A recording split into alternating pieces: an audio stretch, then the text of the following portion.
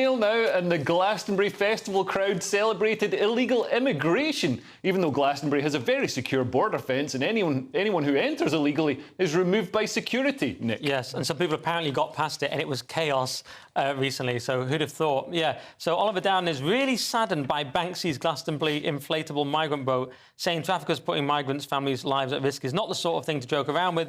And Oliver Dowden is Deputy Prime Minister, in case anyone's forgotten. It's quite easy to do. Yeah. But, yes, if anyone saw this, it was this migrant dinghy. It was during an Idols gig. Idols said they had nothing to do with it. They didn't even know about it. But they do have some fairly cringe lyrics. They've got lyrics about how Mo Farah is great and centrist dad kind of rubbish like that. We've got a picture here of the actual Glastonbury. The Glastonbury border. I mean, look at that. It's a big, beautiful wall. I mean, yeah, Trump wishes he could have a border like that. That is the most secure. You've got watchtowers, like it's a concentration camp. Yeah. You've got two different walls for people to get over. Yeah, snipers powered by hemp. It's completely absurd. And on this Banksy thing, it was it's an obvious point. Yeah, it's meant to be like, oh, look at the migrants on the dinghy. But yes, OK, it's an expression of concern for the actual migrants, but they are put there by ruthless criminals who don't care about their well-being. So the idea of a migrant dinghy, it is a strange image, and it is very Glastonbury. It's very virtue signalling and cosy, but what does it really mean? Although having this inflatable migrant raft with mannequins on it,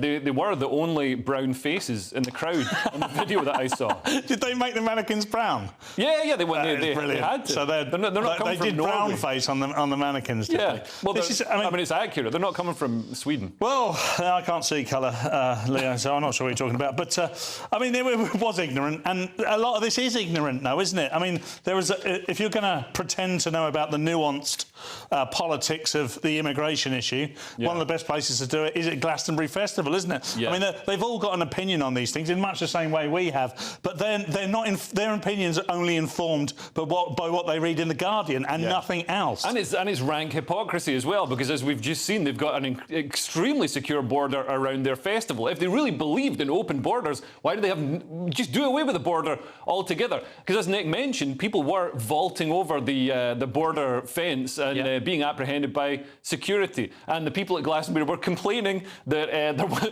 wasn't enough food and water to go around, and there were crushes in the crowds. There was too many people. It's like, well, that sounds a bit familiar. Sounds like you're racist. Sounds like the entire crowd at Glastonbury is racist. It's forced stages to shut down due to overcrowding as fans panic in the crush. I know, imagine. And by the way, it's so cringe now, Glastonbury. They've got Joe Wicks doing exercise. I mean, it's good to do exercise, but Joe Wicks, it's not exactly edgy, is it? And the haters will laugh at me for saying this, but the real rock and roll event is the Reform rally. That was far more edgy. So many bands on there. So many people there. Well, Farage was like a band. He's the real rock star. And the people at Glastonbury just cringe losers. And there's more diversity at the Reform rally as well, interestingly.